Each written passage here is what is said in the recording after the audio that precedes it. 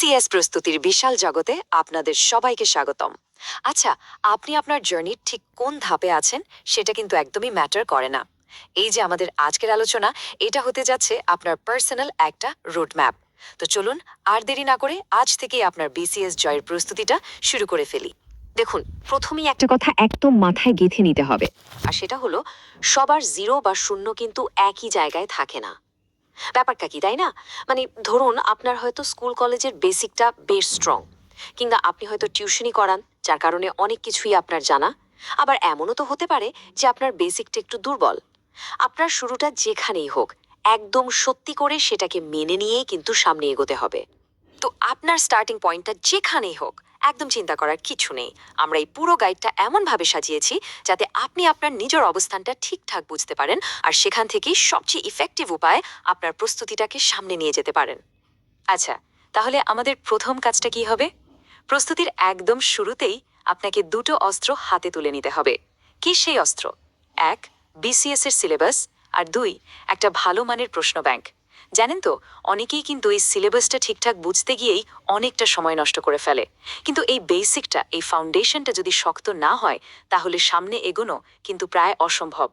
চলুন তো এক নজরে একটু দেখে নিই প্রিলিমিনারির এই 200 মার্কের বিশাল রাজ্যটা কিভাবে ভাগ করা আছে। দেখুন, এখানে বাংলা আর ইংরেজিতে আছে সবচেয়ে বেশি মার্কস, 35 করে, মোট 70। এর ঠিক পরে আছে বাংলাদেশ বিষয়াবলী, 30 মার্কস। আর আন্তর্জাতিক বিষয়াবলী, সাধারণ বিজ্ঞান, কম্পিউটার আর গণিত, এগুলোতে আছে 15 করে। সব শেষে ভূগোল আর নৈতিকতায় 10 করে। এই যে মার্কস ডিস্ট্রিবিউশনটা, এটা দেখলেই কিন্তু পরিষ্কার বোঝা যায় কোন বিষয়ে আপনাকে কতটা ফোকাস করতে হবে। এবার আসি খুব জরুরি একটা পয়েন্টে। দেখুন, সিলেবাস কিন্তু আসলে দুই ধরনের। একটা হলো পিএসসির দেওয়া অফিসিয়াল সিলেবাস। ধরুন, সেখানে বলা আছে বাংলা ব্যাকরণের 13টা টপিক আছে। কিন্তু আরেকটা সিলেবাস আছে যেটাকে আমরা বলি অ্যানালাইজড সিলেবাস। এখানে কি হয়? এখানে বিগত বছরের প্রশ্ন ঘেটে দেখা যায় যে ওই 13টা টপিকের বাইরেও কারক, বিভক্তি বা বাগধারার মতো টপিক থেকেও কিন্তু নিয়মিত প্রশ্ন আসছে। তার মানে কি দাঁড়ালো? আপনাকে শুধু অফিসিয়াল সিলেবাস দেখলে চলবে না, আপনাকে একটা স্মার্ট অ্যানালাইজড সিলেবাস ফলো করতে হবে। তো সিলেবাস আর প্রশ্নের প্যাটার্ন তো বোঝা গেল। এবার কি? এবার বই কেনার পালা। বাজারে গেলে দেখবেন অনেক সিরিজের বই আছে, তাই না? কিন্তু একটা কথা মনে রাখবেন, আপনাকে যে কোনো একটা নির্দিষ্ট সিরিজে ফলো করতে হবে এমন কিন্তু কোনো নিয়ম নেই।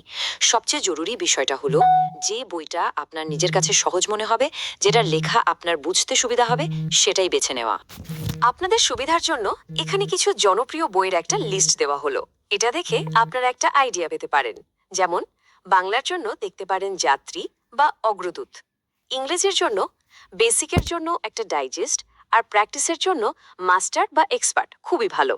জেনারেল নলেজের জন্য বেসিক ভিউ বা এমপি3 তো খুবই পপুলার।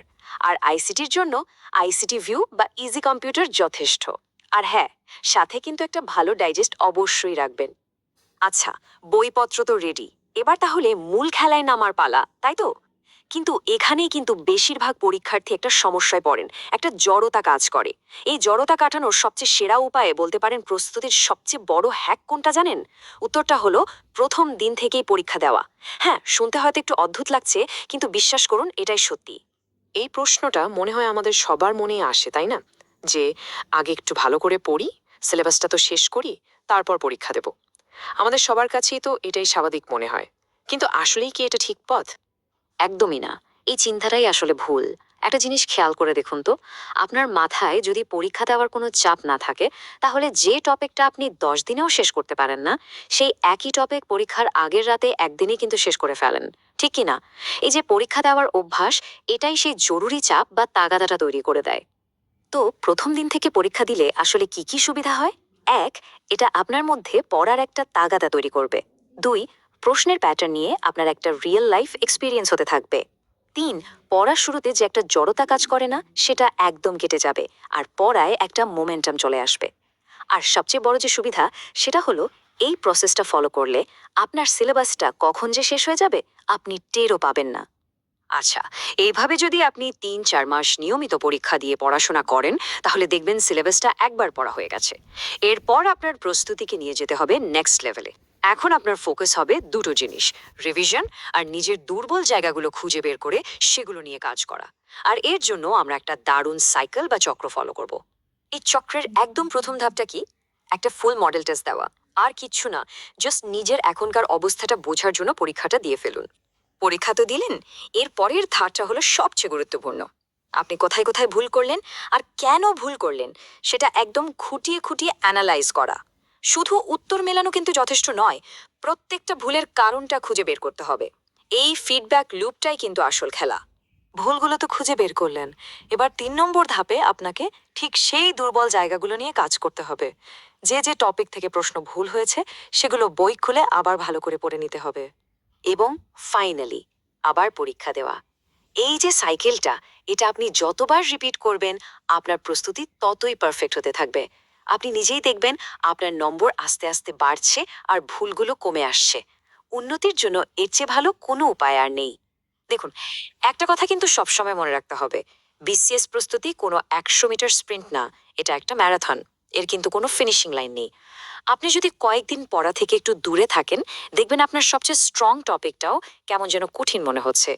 তাই কনসিস্টেন্সি বা ধারাবাহিকতা বজায় রাখাটা এখানে সবচেয়ে জরুরি। আপনার মূল প্রস্তুতির পাশাপাশি এই ৩টা কাজ কিন্তু আপনাকে রেগুলারলি করে যেতে হবে। ১. বিগত বছরের সব বিসিএস পরীক্ষার প্রশ্ন ব্যাখ্যা সহ সলভ করা। ২. প্রতিদিন অল্প করে হলেও ইংলিশ ভোকাবুলারি পড়া। আর ৩. নিয়মিত পত্রিকা পড়ার অভ্যাস গড়ে তোলা। এটা আপনাকে আপ টু ডেট রাখতে আর লিখিত পরীক্ষার জন্য তৈরি হতে ভীষণভাবে সাহায্য করবে। তো এই পুরো রোডম্যাপটা তো আমরা দেখে নিলাম। এখন সিদ্ধান্ত নেওয়ার পালা আপনার। আপনার এই লম্বা কিন্তু দারুণ উত্তেজনার বিসিএস যাত্রার প্রথম স্টেপটা কি হতে যাচ্ছে? আজই আপনার প্ল্যানটা ঠিক করে ফেলুন আর কাজে নেমে পড়ুন। আপনার যাত্রার জন্য রইল অনেক অনেক শুভকামনা।